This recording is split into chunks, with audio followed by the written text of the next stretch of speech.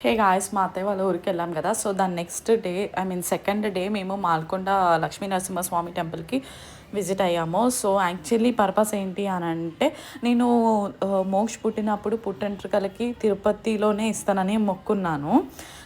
But second time అంటే అత్తయ్య వాళ్ళకి మాల్కొండ ఇంటి దైవం అనమాట. సో, సెకండ్ టైమ్ ఇద్దాము అనుకున్నాము. అండ్ ఆల్సో ఈ టెంపుల్ యాక్చువల్లీ చాలా ఫేమస్ అండ్ పవర్‌ఫుల్ గూడా. చాలా మందికి తెలిసే ఉంటుంది.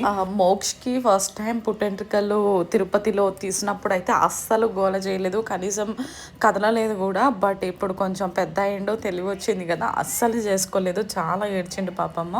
చాలా టైం గూడా పట్టింది.